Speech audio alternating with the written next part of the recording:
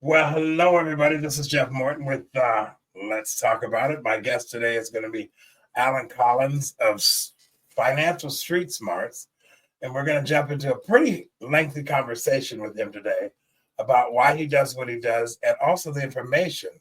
I have become a student of his seminars, or what would you call them? You don't call them seminars, right? I do call them seminars. Seminars. Okay. Yeah. So I'm a student because all the years that I made a whole lot of money, I never really learned how to make that money work for me. And so I'm learning some things. Yes, you could teach an old dog a new trick, but I'm just now seeing that we're not going to broadcast on Rumble. I'll have to set the show up a little later. There's some kind of technical issue that's saying we're having trouble streaming to your destination. But I am live on Facebook and YouTube, and we've got a lot to cover. So we're going to jump right into it. Alan, welcome to my podcast. Let's talk about it. Hey, thank you. Thank you for having me. Now, why don't you, for the first 2 minutes, just tell people a little bit about you and a little history.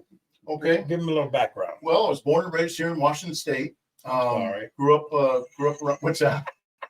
I said, I'm sorry. Hey, it's a good thing, man. Oh, go ahead.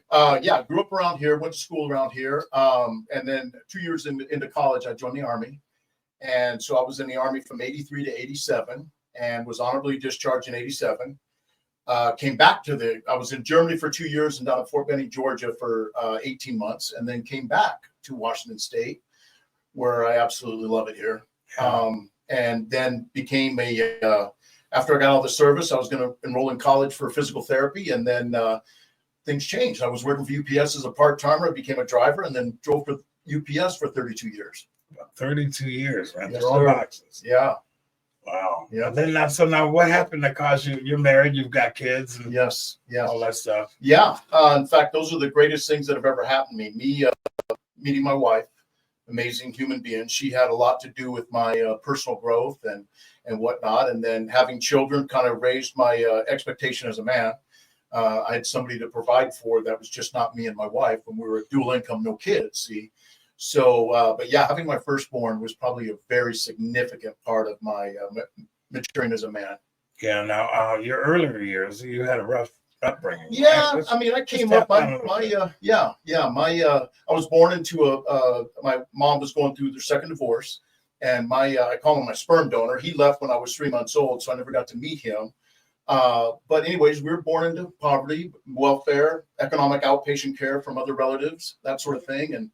So anyways, I saw that, and it was, there was a general attitude that money was the root of all evil, and that people that had it must have done something wrong to get it, and really? But But in my mind, I thought, you know what? There's got to be a different way to this. There's got to be a different way of looking at it. And so you UPS, you decide. I mean, how did you end up? What happened to cause you to start paying attention to money? Well, having my firstborn. Having my daughter for the first time, my wife then became a stay-at-home mom. She was a flight attendant for Alaska Airlines. She then decided, because of my schedule at UPS, I was working several, 12-hour days and that sort of thing. So she became a stay-at-home mom, and I had to make one income work better than we make two incomes work. And so that was that was a big wake-up call. How many kids did you have? I have three. You have 3 children. Yep. Grown kids. Yep. And so, anyways, so I just delved headfirst into what this money thing was. I delved into, what it means to spend money, what it means to invest money, what it means to manage money. And then, of course, my last 15 years at UPS, I got assigned a route that was to some of the richest people on their planet, and that was a huge eye-opening experience for me. How so? I mean, what did rich people have to do with your... Well, you know what? They weren't all evil. They had worked very hard. They were very smart with their money. A lot of, you've got to look at 75 to 80% of people are self-made millionaires in this country. It's not what people think. It's not inherited money. I kind of agree with you. Yeah. And so, these, they become friends of mine. These very wealthy people became very, good friends of mine. And they, of course, they imparted their wisdom onto me, and understanding, what about investing? What about real estate? All these different things. And so I just became very interested about what this money thing meant and how we become successful with it. So you're done with UPS and you're doing what now? Well, my wife encouraged me. I don't know if it would probably not be good for my marriage if I just, at 56 years old when I retired from UPS, it probably wasn't good for me to be at home too much with my wife because she was used to me having me gone quite a bit. So anyway, she encouraged me to get my license as a realtor. And so I got my license back in 2020, right when COVID happened. And anyways, I became a realtor at that point. But I have had this financial coaching brewing in my system for probably since 2010, when it became really an ember within me. Well, now I met you over at Ignite You 365, a network group here local here. And I would listen to you and I'm going, okay. I remember, folks, I was embarrassed to be, in a way, because I'm one of the successful ones in my family, and yet I didn't have anything. And so I was embarrassed to talk about it. I was embarrassed. I was a little ashamed to think of the situation that I'm in now today, having started owned restaurants and a plumbing company. And I mean, it's not like we're doing bad. We just weren't doing smart.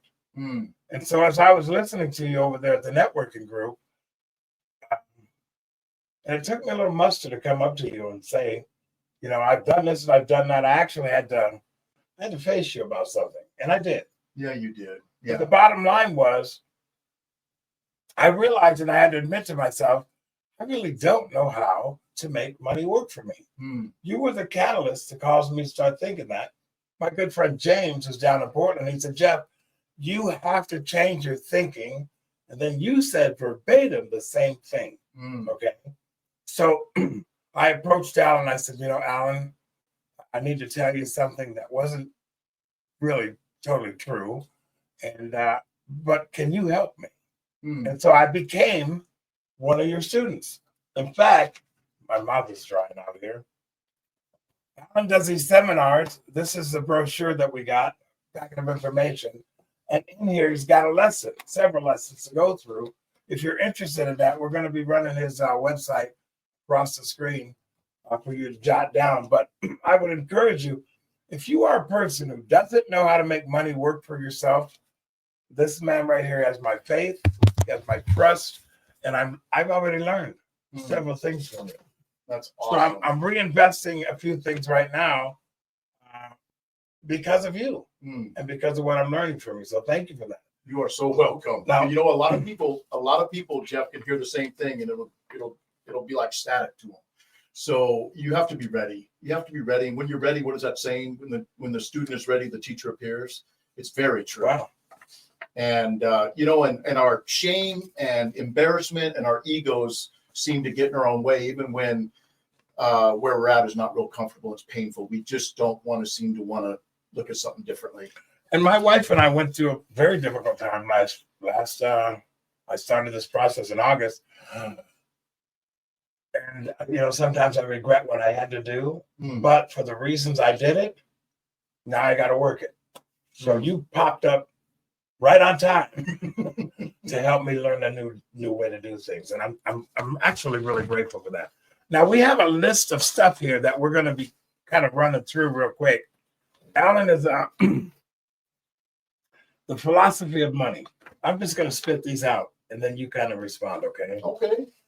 You start here, you say money problems are everywhere and at every income level. It hurts me to see the problems caused by financial illiteracy and predatory lending. I believe America needs a strong and thriving middle class. Our young people especially need to have the same opportunity provided to them that were available to my generation and generation before me. I agree. Absolutely. Okay, Yeah. so now you're saying the philosophy of money. What does Well, that I mean? think right now we have a really horrible relationship with debt, not only as a country, but individually as families, that sort of thing. Debt is your enemy. Consumer debt is just, it's more insult to injury. And so my motto is, in the streets, you want to keep your money close, but your debt even closer. Because debt is one of those things. I don't care if your income is a rowboat or if it's a ship. Debt is one of those things that will sink a rowboat as well as a ship. And so debt is, in most cases, is the enemy. So I think if you learn to keep debt at a minimum, I have debt on my house. That's about the only debt I can, and I can pay it off, but I have my loan. It's 2.5%. And so I can invest in other places and still keep liquidity and that sort of thing. So, but yeah, debt is your enemy. Well, you're saying here, when it comes to managing money and achieving financial freedom, keep your money close and your debt even closer. What are some of the common challenges to doing that? Well, our appetite. See, we are just encouraged constantly to consume. You know, we're in a consumer environment. Capitalism has turned into a consumerism based economy, and I think that we're both, both from our, consuming our money, which consume means to use up until gone. And so, anyways, there's several things on the internet. There's buy now, the shopping. Buy now, pay later. Yeah, exactly. Or buy now and the shopping, whatever they call it, the conspiracy. You've got the social dilemma. You've got these things that are definitely sending us strong messages that it's kind of insidious that we're meant to part with our money on so many levels when it's to our detriment. And then we go beyond our incomes and we go into debt, which is the path of least resistance. And the one-click thing that Amazon has available for us and everything else is really to our detriment. Well, I mean, you said some things over the course of time since I've known you that made me really think about, the person sitting that's controlling your life. They're controlling your life because you handed it to them. Yeah. In the debt situation. And as long as you're going to hand your life to them, they're going to keep sending you offers. Absolutely. Okay, kind of explain that a little bit. Well, there's algorithms on the internet that monitor everything that we do. If you look anywhere we go, whether it's on the computer, whether it's on the television, whether it's on our phones, we are being bombarded with buy, separate you from your money. And it's insidious. And what has happened is that the two biggest promoters of a legal drug, I call it, is dopamine. And dopamine is one of those neurotransmitters that basically is assigned to addiction. And basically what they're having us do is that every time we turn around, they're trying to get us to take a bite, to take the lures that they're throwing at us and then put us in debt for it. And then sooner or later, we find out we betrayed ourselves. With the advertising, I'm realizing the advertising. Let's take Facebook, for example. On Facebook, we're the product. Oh, yeah. We are the product. You're the commodity. Absolutely. And so they sell us as we communicate back and forth. And I see people out there saying, well, I'm making pancakes this morning. And then the next thing you know, they're flooded with pancake ads. Yeah, but the minute they say pancake on their Facebook page, and I'm going, this is insidious. Yeah. And I started learning. When I started, I didn't have credit cards until 10 years. 10 years ago. I paid cash across the board. Yeah. Then when we bought this house and, my personal life kind of, long story short, my wife and I got back together. Mm-hmm. It was easier for me to do it that way, and all that debt's paid off.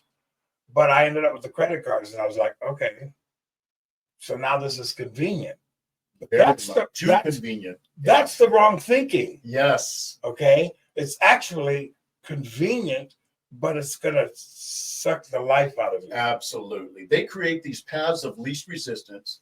It used to be, even in financial fitness or physical fitness, it used to be no pain, no gain, or, short-term pain for long-term gain. We've reversed that. We've now made it short-term gain for the longer-term pain.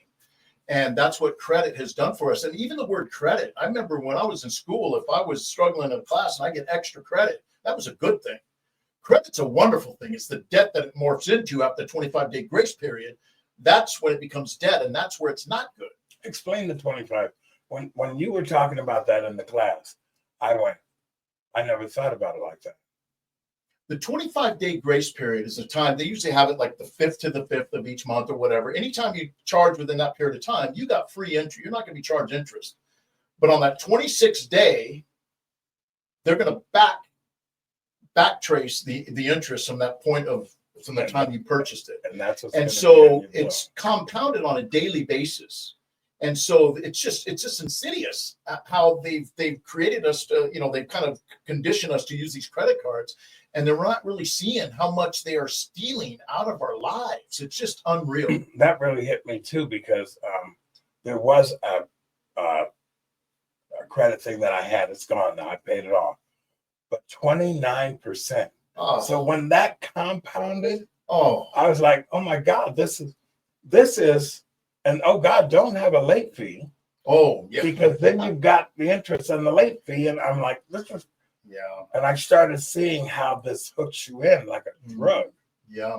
And I went, oh my God, I got to get out of this situation. Yeah. But as I'm learning from you now, they're feeding on us. Absolutely. I try to, when I coach somebody and individuals and that sort of thing, I tell them the two economies.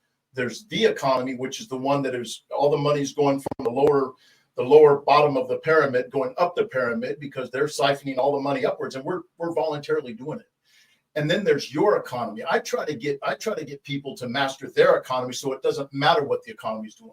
No matter who's president or anything else, I help people with their economy so that they can weather any storms, whether, whatever's going outside of that, they can still be okay. And well, I thought about this when you mentioned something earlier, 80%. If most Americans didn't have money, we would be a third world country. Absolutely. Okay? So we've got money. Oh yeah, it's circulating. There's lot more money circulating now than ever in the history of mankind. But the people like myself who didn't understand how they literally rip it out of your life, most of us don't know how to make that money work for us. Then how come so many of us have money, but we have so much debt? Well, because we go beyond our incomes. Everybody. We go beyond our if we can have 2,000 calories to eat every day, we would not be fat if we didn't go beyond our allotted food calories that are allotted for us. We do the same thing with our money, and it's promoted that way. It's just promoted left and right, and so it's a system that we're in that is really, if you're not conscious of it, you're going to be a victim to it. Well, I mean, I never really thought about all of this. I just figured, okay, I got this credit card. I got to pay this off before the end of the month. Okay. Well, that didn't happen. Yeah. So I got myself in that place. Okay. Yeah. But the credit card debt right now, people right now, our nation is a credit card. It's a credit. We're in trouble. Oh, our whole government, the whole United States, each one of us owe about $105,000. That includes our men, women, children, and babies. Right. When you're looking at $35 trillion of debt, that's what it equates to. And it's just ridiculous. Somebody said it would take 700 years of every person paying over $10,000 a year just to even catch up to it. It's crazy. When you talk about budgeting tips. Yeah, I think just like a diet, here's the thing. I don't call it a budget. I call it a spending plan. And the way I do that is because I'll sit down with people and, sometimes in my seminars or whatever, and we'll look at what their allotment is, what their incomes are, and then we figure out a spending plan. If you figure out a spending plan, you're going to be on board with that because you're choosing what to spend your money on. It may have limits to it because your income, you don't want to spend beyond your income, but it's going to be a different mindset because you go like, yeah, that's the things that I really want. You can cut away the things that you don't want, and you get to spend better and more effectively. And so I don't even call it a budget. I call it a spending plan. So, okay. So when you put this whole thing together, these seminars. Yes. Because you realized what? I've been fighting this for several years. I told you, I've been wanting to do this since 2010. And being at Ignite U was really amazing for me because it became a catalyst. There was people in there in Ignite U that really pushed me to launch this. I think we all experience inertia. We have an idea, just like we experience inertia with money. We know what we should be doing, but we don't do it because there's, like, I call them two suction cups on the backside of our butts that keep us in position. And we have to break through that in order to go to where we want to be. We're going to have to spend a lot of energy because that negative inertia is trying to keep us in place. I was, because of what I do in my biblical work, I'm always trying to encourage the Christian to go back and look differently. I remember I was sitting up here since I met you, and after James came and spent the weekend with his two daughters, he's a widower now. I remember sitting up here, and I was actually praying, and I heard kind of in my spirit, you need to do that with how you handle money too. You need to go back and learn, see things differently, because you need to learn a few things. And I remember thinking, okay, God, are you telling me that I need to apply that to the way I do money? And that was another reason why I went, okay, I got to get on board. I got to learn. Is it interesting? Now, Yeah. I'm in my 60s. I'm 65 years old. And, I don't know when my ticker is going to happen. But what can I do right now Yeah. to learn something different? Yeah. Not that my world is collapsing. I don't mean to say that, folks. But it's not good. Oh, by the way, you can help me by sponsoring the show or at least supporting what we do here, because that does help me. I pay for everything. Nobody really helps me out on all of this. But also, I have to work this into my budget and cut out some of the other things and take command of, what did you call it? Not budgeting. Of your spending plan. My spending plan has Yeah. changed. And it already has. Yeah. It already has in the couple weeks that we've been doing this. Yeah. Because there's things that, not that I don't have a lot of money, folks. I'm just telling you right now. But there are things that I'm consciously aware of now. You're shifting. You're That- shifting. They're shifting, Yeah. So do I need that? Or does that really matter? Or can I get by without it? Or all that kind of stuff is happening. It's front and center now. Let me put it that way. That's good because it's becoming conscious. You're becoming resource conscious. You're becoming energy conscious. You're becoming aware of how insidious our habits become in time. And we're doing these things and they're detrimental to us. And you're becoming aware of that. And so you are the CFO of your life. And that is huge to take that ownership. I think one of the biggest things that I try to get people to understand is that, we grow up at a very early age. My granddaughter, 3.5 years old, she knows we need money. She knows you need money to go to the store and buy things and that sort of thing. But something happens when you take the onus upon you that money actually needs you. It needs you to be. Yeah, explain that. You say that a lot. Well, because you are the mind of money. Money has no hands, no feet. If I set down $1 million on your desk, that'd be awesome, wouldn't it? Anyways, it would do nothing. It has no arms, no hands, no feet. It has no brain. In fact, money gets blamed for so many different things that if money could talk, it'd say, listen, this ain't on me. This is on you. And, even I think it was one of the rap songs, Mo Money, Mo Problems. Right. Money would say, hey, how about more problems, no money? It's crazy how much we give an inanimate object power over us. Just like a credit card. A credit card cannot go charge itself. It has no arms, no feet. It has no brain. Money is a reflection of us and how we relate to it. That was also something that you said, that these are things that I had not really thought about. Yeah. Money has no power. No, and even what's even sadder is that our fiat currency, which it used to be backed by, gold and silver, now it's just backed by the good faith of the United States government. We're $36 trillion in debt. It's like, wow, I'm going to bet on that one. Yeah. No. But yeah, this is what, this is the reality of, and not only that, but I try to get people to see their money is energy. We use our physical and mental energy to go earn money, which that is a form of kinetic energy and motion. And then we receive back money, which is a form of potential energy. And one of the things that we're missing about the law of energy is that it's neither created nor destroyed. It's transferred. It's conserved somehow. We're not doing the conserving part. And that's what you were talking about, making all this money. You did nothing to conserve that money so that it could be there into your future years and grow independently of you. And that's so important. That's one of the laws that I think that we miss, is getting money to go and work for us as hard as we're out working for it. You also said something that triggered me too. I used to say that since I had the credit cards now, it dawned on me that I'm buying somebody's island.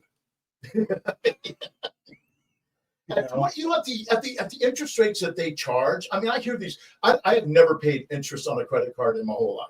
So Really? I have no tolerance for that. I think it's just that's worse than a loan shark as far as I'm concerned.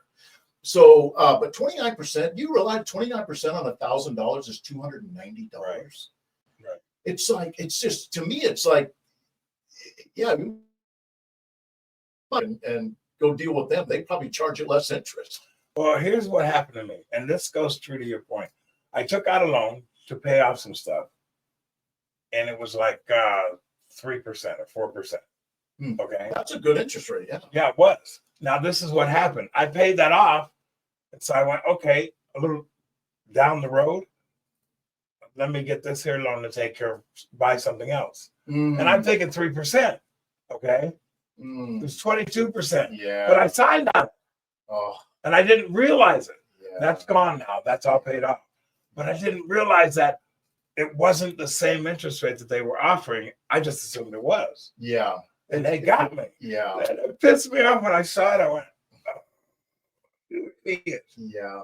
You know what? It's But we don't hard. think about it. Yeah. It's hard to trust. People misbehave around money all the time. That's why I became a financial coach. I'm like a, if you look at, you got sheep and you got wolves and you got sheepdogs. I'm kind of the sheepdog of the financial world. Right. I will protect and help my clients protect their resources as much as I would my own. And so a lot of times I've sat down with mortgage brokers, I've sat down with other stockbrokers and everything else, and they really don't like me because they know what I'm talking about. They know where I'm coming from, and they know that they have no rebuttal to what I say. And so I represent my clients independently. I don't work for a corporation that you have to follow the money trail. It goes to the corporation, then it comes to me. The corporation comes first, then it comes to me. You're actually the tertiary person in position to be benefit from it. Well, that's why I didn't do some of the other options that I had. Yeah. I wanted a financial coach Yeah. when I found out there was financial coaches. Okay. Yeah. So doing the other thing, here's what I was thinking. Okay. Why should I pay the company you work for a bunch of money to have you tell me how to make hardly no money in a life insurance policy? Yeah. So Yeah. I went, okay, that's not going to work for me. Yeah. And you were the reason for that too, to be honest. You made me start thinking about what nothing bad about the people that approached me. No. It's just that they were trying to do their job. And I realized it's like insurance. I hate insurance. You know, It's a necessary evil. insurance to me is loan sharking on steroids. But you have to have it. Yeah, for sure. So I stopped thinking, I stopped listening to that Mm-hmm. because I realized I don't need another bill. I don't need another bill No. to try to it's just all of the mechanics of what they were offering me. Well, if I had done that 60 years ago, no problem. I didn't do that 60 years ago. Right. As a business owner, I didn't put money aside. I bought property. Okay. Right. Well, I didn't figure I'd lose all of that. Mm. Now, here's the deal. Investing advice. Well, you got a bunch of topics there. We're never going to cover all of That's this. true. We won't. You got debt management. What does that mean? Debt management is number one, stop debting. That's a gerund phrase, an action of a noun that you're actually doing. That stop debting and quit putting yourself into future payments to have things that are short term that are you going to receive? You're going to receive in the short term. It's like the idea of wanting something is more exciting than the actual of owning it. And what happens, the more debt that we take and the more payments that we take, and we are promising our future energy and our future money for stuff that we may not even want anymore, but yet it keeps coming and it burdens us. And so debt management is, stop debting. Don't look at debt. Don't go. That's the path of least resistance. And that's exactly what the bankers and everybody else wants you to do, is travel the path of least resistance. And so they set the path and you take it and then you end up in debt. And so debt management, if you're already in debt, my idea is to just start going after the highest interest rate. I know, like Dave Ramsey talks about the snowball and the avalanche. Well, I'm more about the avalanche because that's where the money is saved. You go after the highest interest rate, that they're charging you, and start paying that off with a vengeance. And with everything. Yes, exactly. I had a conversation with my wife, by the way. Yeah, that's great and that's the thing. People are in debt. They're usually feeling ashamed. They're feeling embarrassed. They're feeling depressed. Those are very de-energizing energies that just keep you in a place of despair.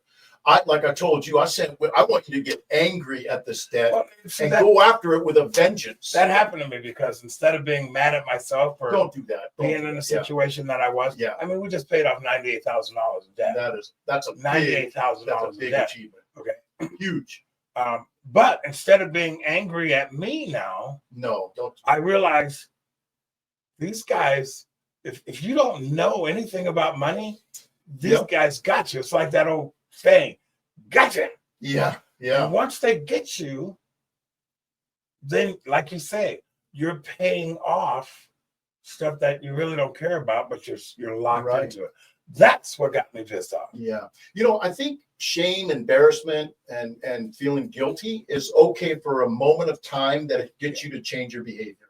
After that, cut it off and start changing the behavior. And righteous anger towards debt, as far as I'm concerned, that becomes a motivating factor, an energizer for you to go ahead and just freaking just get it out of your life. as Well, quick as my you can. tagline is, if you do absolutely nothing is going to get done. That's So very true. I had to sit there. I mean, really, folks, I'm telling you the truth. I've been to 2 of his classes, and as I listened to what he's talking about, I'm thinking about my own tagline. If I do absolutely nothing, then absolutely nothing's going to change. I started really putting that on me because of James Porter and also you. Mm. And you both said you have to change your thinking. Mm. And I'm a biblical guy, so that means I got 2 witnesses telling me the Father saying you got to change your thinking. Mm. Okay. Now, as you outline all this stuff, you say investing advice. What does that do for the person who's kind of trying to refigure all this out? What are you offering? I think when it comes down to investments, I think that if you don't deal with the debt that is really You can't invest. no, it's like trying to take a ship out of the harbor while the anchor is still in the rocks, and you're trying to get out of there. That debt, if there's 29% debt, there is no investment on the planet, I can promise you, that you'd make 29% in a year on. So that right there, you need. They did. Huh? They do. Who? Well, yeah, they do. Then we do it voluntarily. Yeah, exactly. Yeah, when you think about this, it's crazy. It is, but you know what? This is why the masses are under this financial pressure and de-energized. There's nothing worse about going into an older period of time in your life being out of money and out of energy. That is the worst. That's insult to injury. Yeah, and so, like with my coaching, I say, look, we got 3 trimesters in life: 0 to 30, 30 to 60, and 60 to 90. You and I happen to be in that last trimester. Mm-hmm. And the things that we do from 0 to 30, that's when we're going to have our most energy.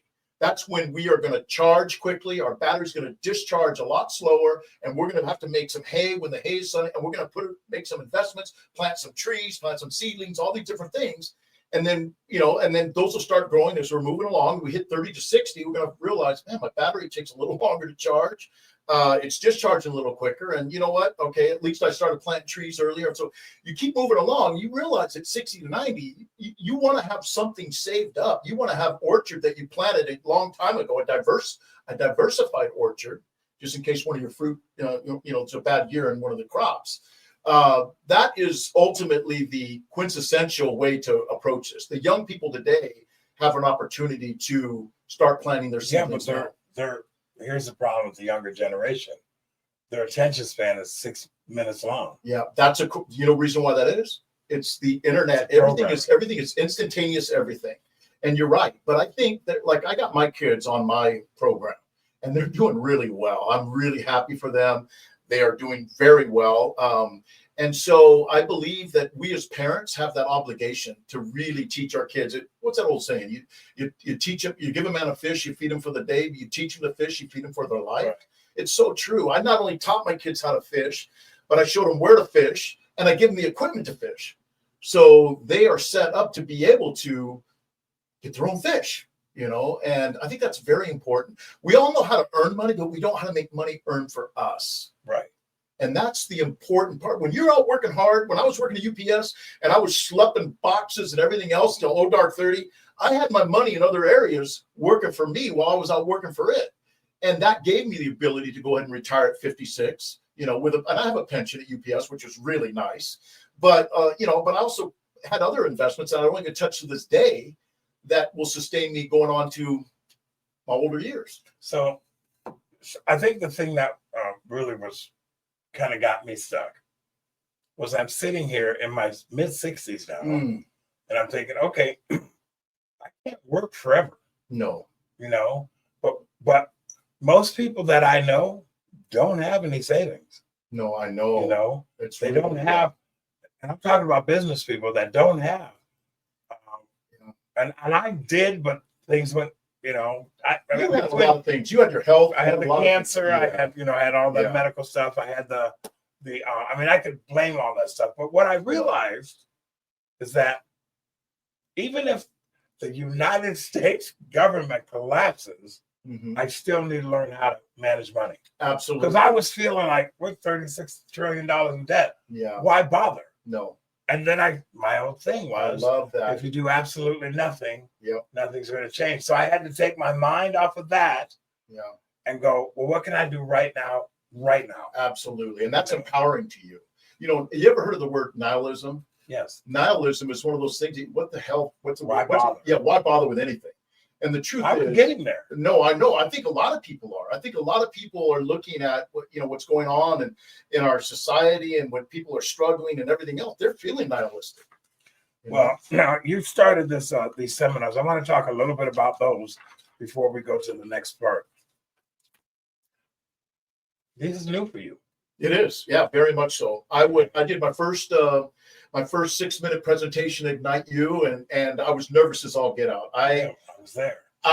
Yeah, and 80 people probably were there, and I spoke in front of them, and it was I was scared to death, and my mouth was dry. I mean, I was, but I got good feedback, and that was probably the impetus for me it was coming the beginning of me starting to really get out of my comfort zone and reach out, because I believe this for people. It's been burning in my gut to get this out to people. People can use this. Even Jeff, even the state of Washington had a law in place to introduce financial literacy into our school system, and it got shot down.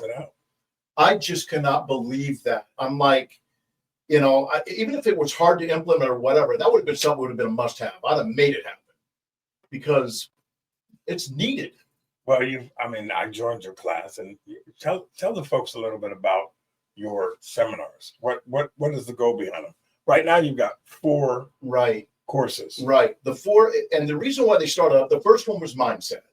Because if you come in with a mindset, there's several mindsets. You got the abundant mindset, you got the scarcity mindset, you got the avoidance mindset, you got, they're all over the place. And you have to really kind of take a deep look at your own mindset and if you think money is scarce and it's hard to come by, you're going to be behaving that way. And guess what? Money will do exactly what you see it through your own lens will do.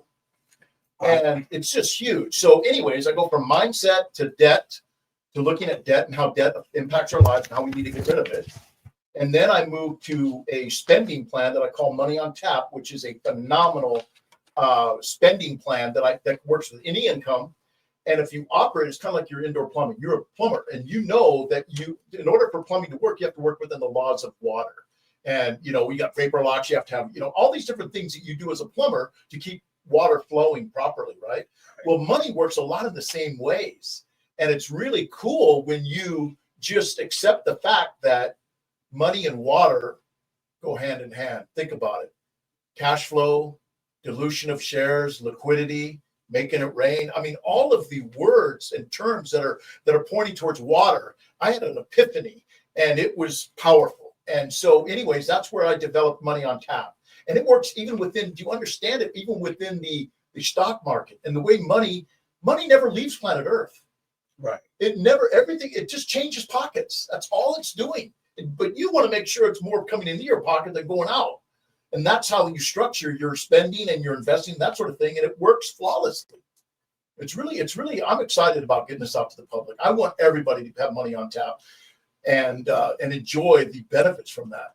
Well, you absolutely, one of the things that attracted me to you was you command your knowledge, your wisdom on this. It's not something you're making up as you go along. Oh no, I've got so much. I've gone so far into this rabbit hole as far as this goes. I wanted to know money for what it really is. Money gets a bad rap. It gets a bad rap. The scripture says the love of money is the root of all evil. George Bernard Shaw. That's actually not in there, but yeah. But then you got Bernard. Right, exactly.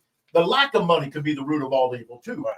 And so, try not to love it, try not to lack it. Really respect it and appreciate it. There was a lady who stood up. She's got the 2 boys. I can't think of her name. Oh yeah, Catherine. She stood up, and I have profound respect for her, primarily because she's a single mom raising those 2 boys, and they're young men. And she's a good mom. She's a good lady. But she stood up and said, she gave you a glowing compliment. I went, She actually. So I've been sitting there watching. I mean, I go to Ignite You for my company, okay? The company that I work for. But I go there. but I'm learning from so many people. Absolutely. There's so much there, and I'm really not. If you want to come to Ignite you want to come and see what it is, just get in touch with me. My information, my phone number is going to scroll across the bottom of the screen. But I listened to your presentation, and then I listened to. She's been involved with asking you to help her, and she was. I could hear the sincerity at how something changed. Yeah. Well, I'm not.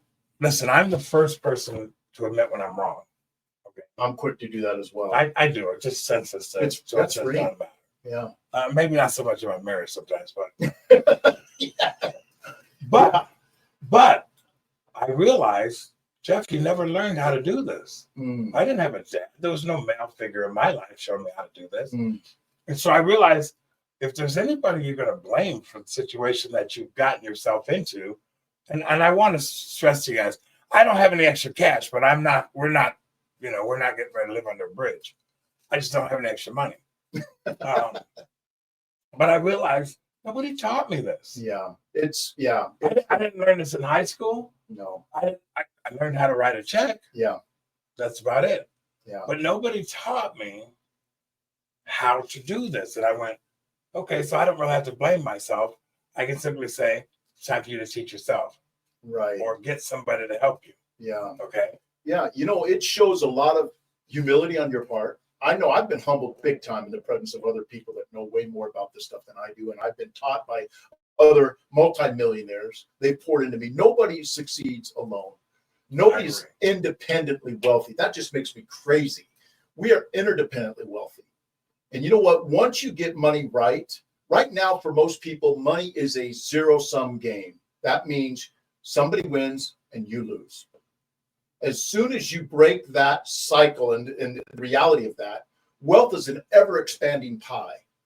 And when you are doing business with people that are really just good-hearted, hardworking people that are wealthy and everything else, you're going to create win-win situations.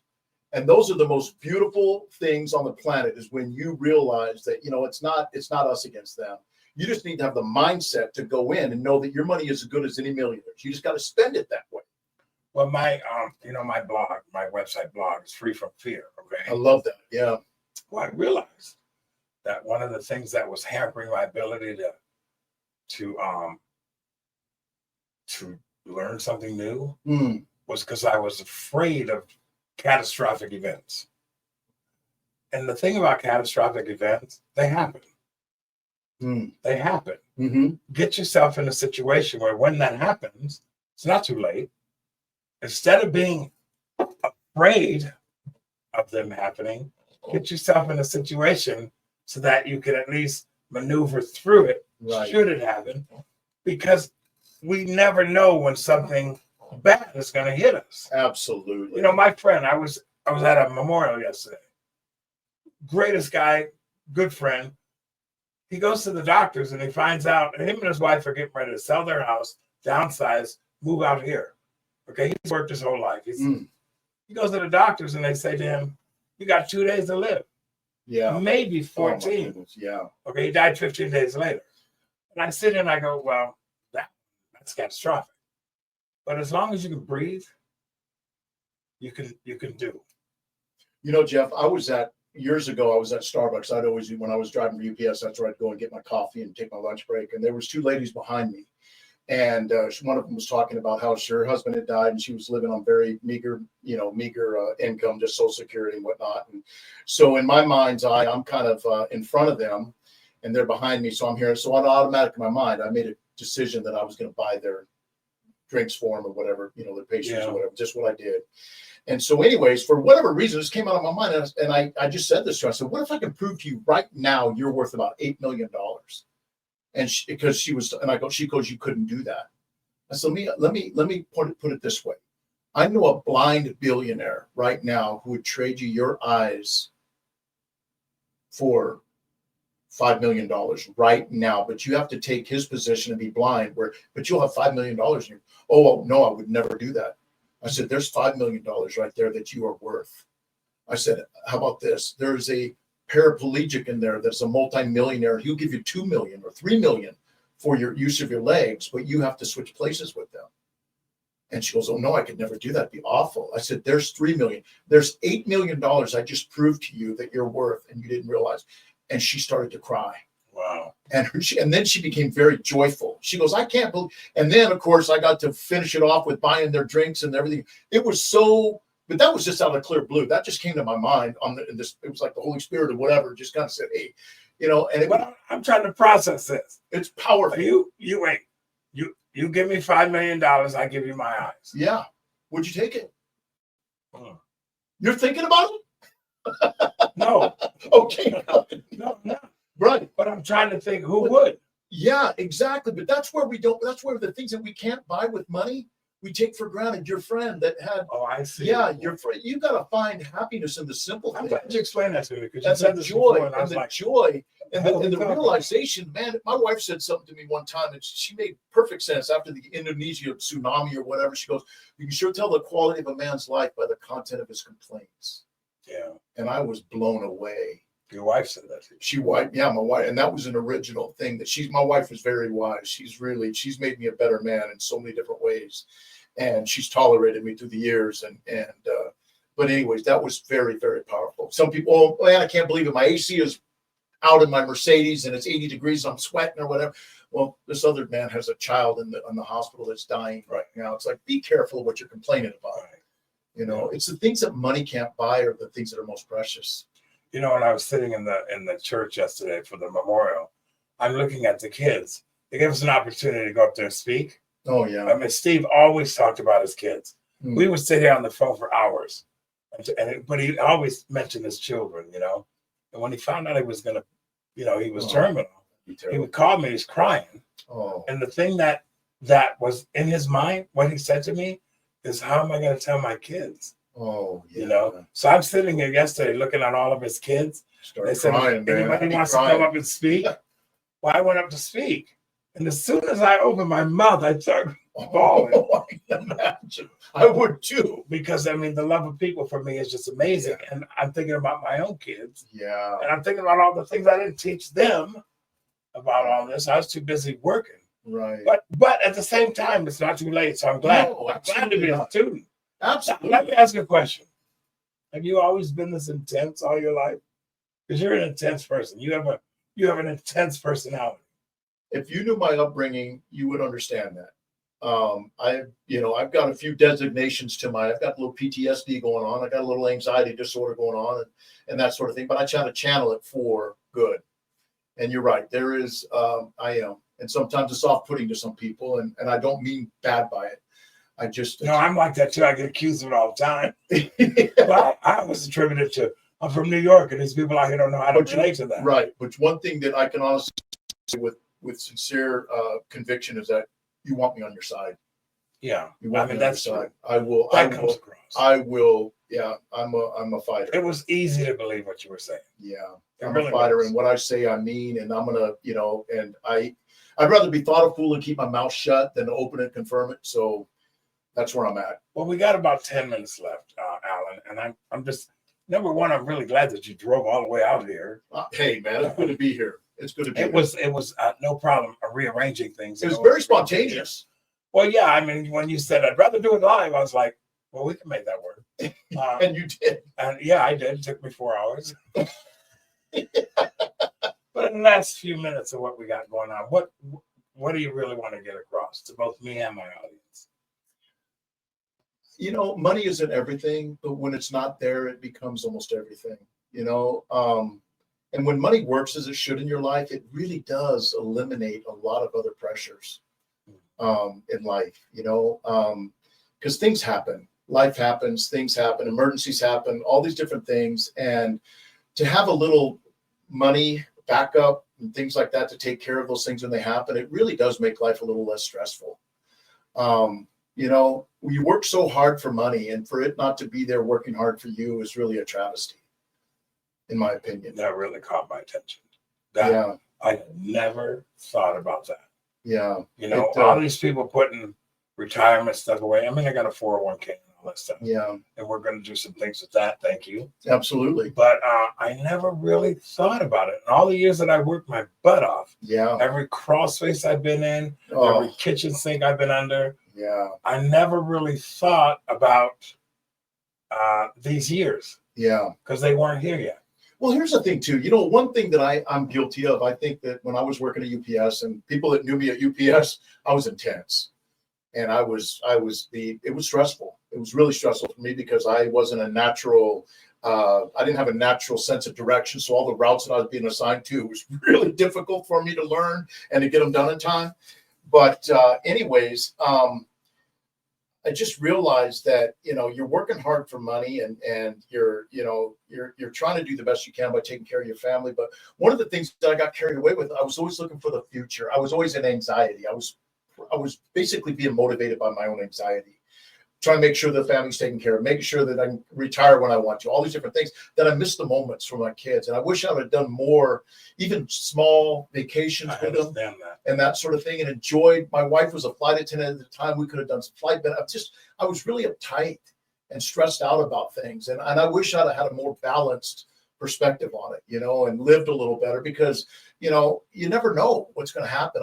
You just don't know. And you don't think that you want to save everything for retirement either. You want to live in the moment. So yeah, take that one dime out of every dollar you earn, just one dime at an early age out of every dollar you earn, save it, invest it, and put it in the SPY, which is the S&P 500 index, and you'll do just fine. Just set it and forget it. Keep put money into it, and you'd be surprised at how much money shows up in your account after 30 years, 40 years. It's amazing.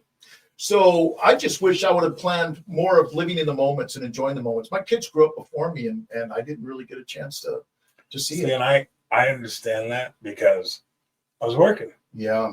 I was running from the restaurants to the plumbing company. When I started the plumbing company, I was gone. I mean, I bet. I couldn't imagine. I've always taken the easier roads. I think I was in the Army for 4 years. The economy was really bad in 1980. Well, I joined in 83. The economy was terrible. So I had 2 years of college. I joined the Army, went in the Army for 4 years, came out. I got 3 hots and a cot, and then I came out and immediately, enrolled in college and then went to UPS and started working part-time. The entrepreneur spirit is really incredible to me. I see how hard it is to start a business from scratch. I've been my real estate as well as my financial coaching. It's not easy. You think that you're just going to get your license and they're going to show up. That ain't the truth. So my story was I was a 17-year-old kid and I came out here to literally escape New York. I didn't want to grow up in New York.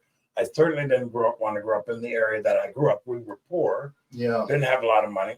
Mom turned her life around and things were changing, but I went away to school. And then I got out of school and I came out here and I was like, okay, what am I going to do? I'm 17 years old. So I too went in the Navy. Okay. Oh, okay. And then when I got out of the Navy, New York was not a place to return to. I came back here. Now, here's the thing. Everything that I learned from that moment forward, nobody taught me. Wow. I had some people that helped me. School of hard knocks. But yeah, it was hard. It was very difficult. And then, I had some tragedies in my life and that kind of short-sighted me. But I decided, well, I'm an entrepreneur. Let me start a company. And so I did that. But I didn't have anybody teaching me I had no male figure showing me anything. So I wouldn't wish that on anyone. I wouldn't tell a 17-year-old kid, hey, go 3,000 miles away from home and make a life for yourself, unless it was wagon trains and Indians, okay? Yeah. Now, what would you say to the 25-year-old, and we're going to wrap up the show with this, what would you say to the younger generation and also to the older generation? I want to give you a minute. You got a few minutes to talk about both. Okay. You got 5 minutes. What would you say to the young kid, 20, 25 years of age? Well, if you're not meant for college, then learn a trade. That would be one of the biggest things because your income is your biggest wealth building tool. Your income will be your biggest wealth building tool. That's where you can go out and start spending money to make money. And so, anyways, if you're not going to go to college, and don't get caught up into consumerism, all the stuff that they're pushing you is just, it's like crack cocaine. It's not, it feels good for the moment, but then the long lasting debt that follows and the regret, you notice debt and regret seem to go hand in hand. Yeah. So, and then just give yourself just one dime out of every dollar you earn.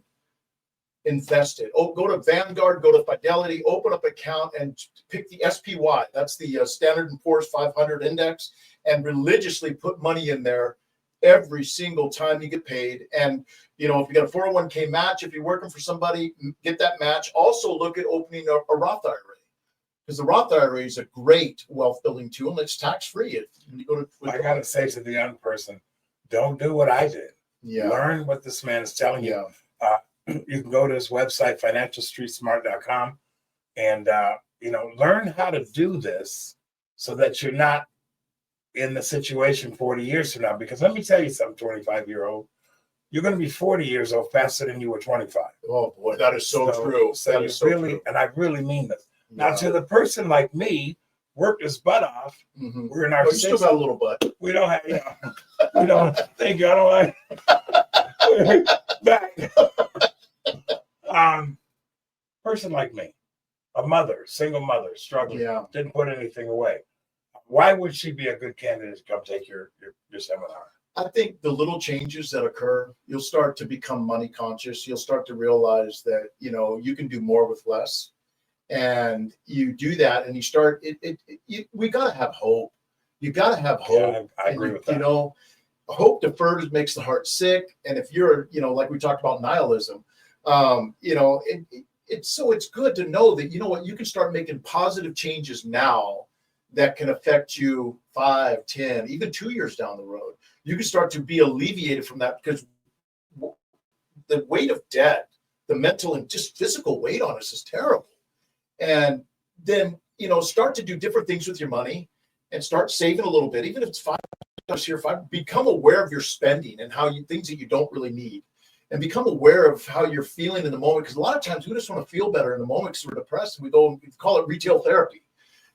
Catch yourself and then take that one thing that was going to take you to a bad behavior and then put it into a savings account, and then start to shift the whole dynamic from a negative experience to more of a positive one. And you're not recommending a savings account? No. I mean, money market account, maybe a high yielding savings account, but to start with. And then to systematically what they call dollar cost average into the market to investments and stuff like that. And hit up with somebody with your family. If you got somebody that knows money, they're successful, ask them for their guidance. And I think that they'd be really happy to help you, because, you don't have to do this alone. You really don't.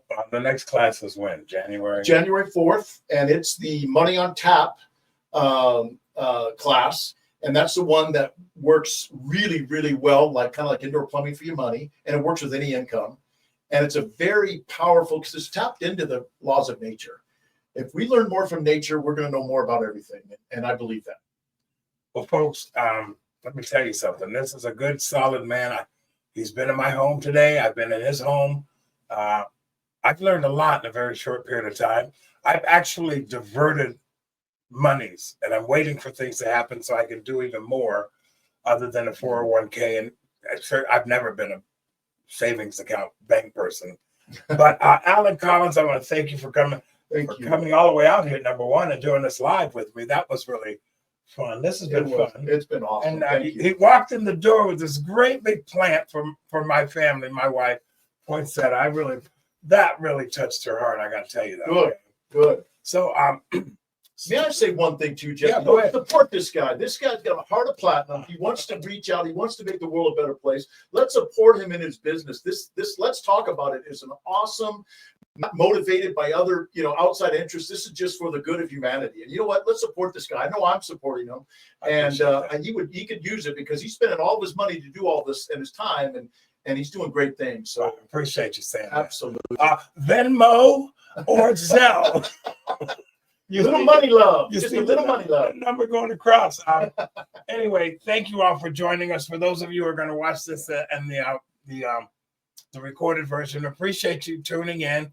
Alan, again, thank you for coming all the Thank way out you, here. man. Appreciate you. You And bet. that's it, folks. We are out of here. If you want to know more about Alan Collins and what he offers, go to his website and contact him. Definitely. And I encourage you, especially if nobody's ever told you, make your money work for you first. Mm. This is Jeff. Let's talk about it. Have a great holiday.